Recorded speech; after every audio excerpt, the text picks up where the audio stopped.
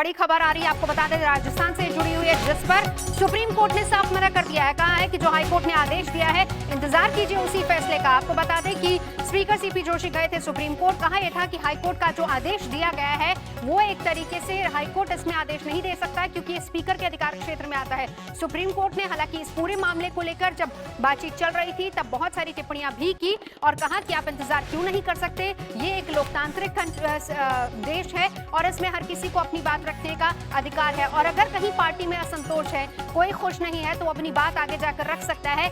यही बात supreme court ने कही है। हालांकि कपिल सिब्बल सीपी जोशी की तरफ से जो वकील थे तो बार बार अपनी तरफ से दलीलें देते रहे, लेकिन इस बीच खबर यह आ रही कि सुप्रीम कोर्ट का हाई कोर्ट के आदेश पर रोक से साफ तौर पर इनकार है। सीपी जोशी इसीलिए वहां पर गए थे कि हाई कोर्ट ने जो फैसला दिया है कि 24 जुलाई तक शाम तक इंतजार करना पड़े, ऐसा नहीं होना चाहिए क्योंकि स्पीकर के दायरे में आता है, हाई कोर्ट हस्तक्षेप नहीं कर सकता।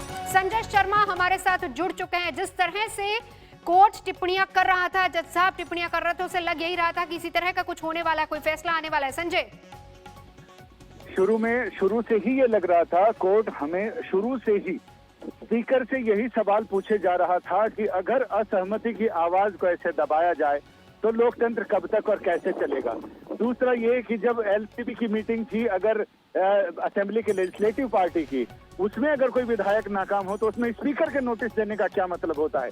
तो ये तमाम सवाल ऐसे थे जिसको लेकर कोर्ट ने ये कहा कि ये गंभीर मामला है और ये साधारण मामला नहीं है क्योंकि ये सारे लोग जनता के चुने हुए प्रतिनिधि हैं और लिहाजा इसे लंबा सुनना पड़ेगा, सारे पक्षकारों को सुनना पड़ेगा और इसमें काफी गहराई में जाना पड़ेगा क्योंकि ये व्यवस्था का मामला है और आगे भविष्य का भी मामला है।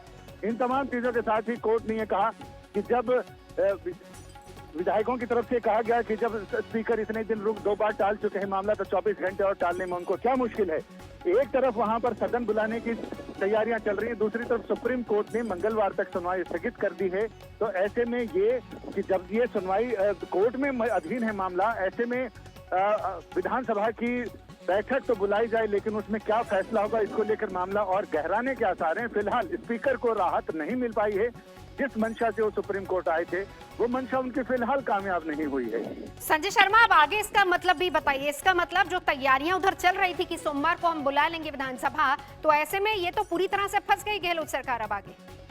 हाँ, विधानसभा का सत्र बुलाया जा सकता है क्योंकि वो स्पीकर का विशेष अधिकार है। स्पीकर को जो संवैधानिक अधिकार दिएंगे उसका इस्तेमाल करते हुए बुला सकते हैं, लेकिन ये मामला चूंकि सुप्रीम कोर्ट में है लिहाजा इसमें सदस्यों की अयोग्यता पर कोई फैसला मुझे नहीं लगता कि कुछ लेंगे और जिसकी वजह से अगर वो लेते हैं तो मामला फिर कोर्ट में आएगा कि जब सुप्रीम कोर्ट इस मामले की सुनवाई कर रहा था तो ये कैसे फैसला लिया गया। और हो सकता है कि जब विधानसभा का सत्र शुरू हो तब ये विधायक वहां पर उपस्थित हों, लेकिन ऐसी स्थिति में क्या वो कांग्रेस की तरफ यानी सत्ताधारी पक्ष की तरफ बैठेंगे, उन्हें अलग गुट की मान्यता मिलेगी, क्या होगा, ये भी अभी सवालों के घेरे में है। तो ऐसे में जैसे कोर्ट में कहा गया कि जब इतने दिन रुक गए स्पीकर तो 24 घंटे रुकने में क्या हर्ज था, ऐसे में हम भी यही मानते हैं कि जब इतने दिन अपन रुक गए हैं तो फिर सोमवार तक देखा जाए कि आखिर कितने बाल गिरते हैं जब नाई बाल काटता है। तो संजय, अब जरा ये भी समझाइए क्योंकि इस पर अब कल हाई कोर्ट का फैसला आना है। अगर हाई कोर्ट का जो भी फैसला आता है इसमें, तो क्या उसके बाद सुप्रीम कोर्ट के फैसले का इंतजार करना पड़ेगा और हाई कोर्ट के फैसले के फिर क्या मायने रह जाएंगे ऐसे में?